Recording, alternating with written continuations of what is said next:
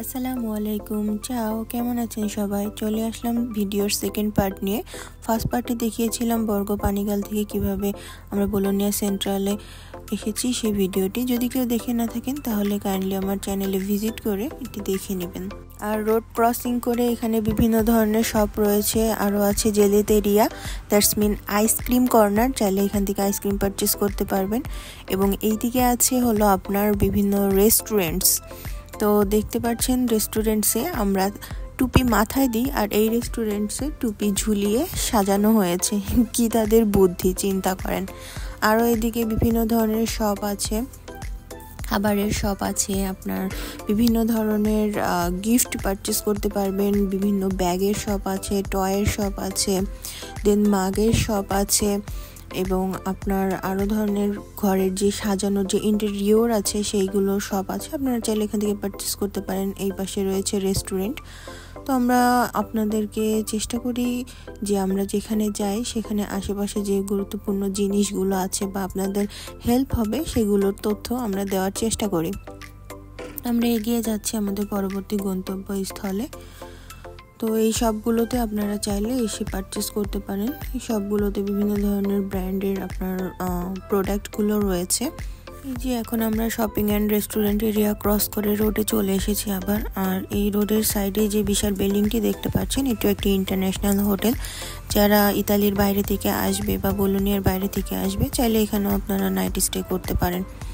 আর এই যে আমরা এখন এগিয়ে যাচ্ছি, আমার হাজব্যান্ড দেখাচ্ছে যে দেখো এটি হলো বোলোনিয়া সেন্ট্রালের সবচেয়ে বড় একটি পার্ক।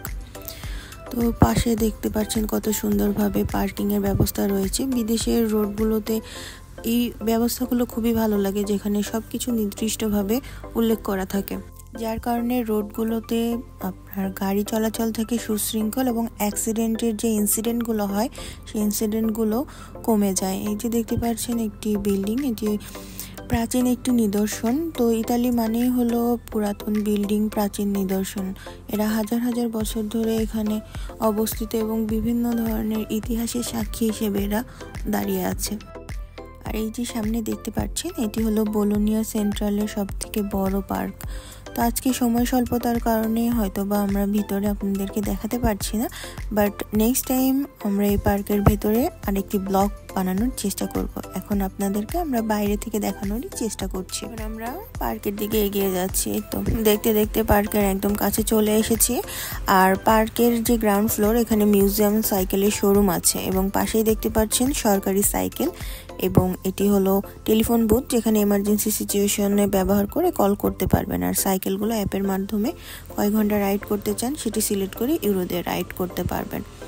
আর এটি হলো সেই পার্কের এন্ট্রান্সের সামনে, এবং এই সামনে একটি ধ্বংসাবশেষ রয়েছে, যে ধ্বংসাবশেষটি রোমান সভ্যতার অনেক ইতিহাস নিয়ে বহু বছর ধরে দাঁড়িয়ে আছে। আর এই যে পার্কের এন্ট্রান্সের সামনে সবাই বসে আড্ডা দিচ্ছে। আর এন্ট্রান্সের সিঁড়ির এখানে কত সুন্দরভাবে কারুকার্য করা আছে। আর এই কারুকার্যগুলো ইতালির বিভিন্ন প্রতিষ্ঠানে থাকে, যেহেতু ইতালি মানেই হলো কারুকার্য এবং প্রাচীন সভ্যতার দেশ। এই যে আমার ভিউয়ার্স আমাকে হাই দিচ্ছে।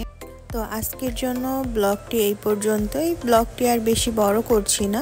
তো নেক্সট ব্লগে আশা করছি আমরা আমাদের যে মিস্টেরিয়াস প্লেসটি আছে সেটি রিভিল করার চেষ্টা করব। সেই পর্যন্ত আমার ভিউয়ার্সরা এবং আমার অডিয়েন্সরা আশা করছি আমাদের সাথেই থাকবেন, এবং নেক্সট ভিডিওটি আপলোড করলে দেন আপনারা দেখতে পারবেন।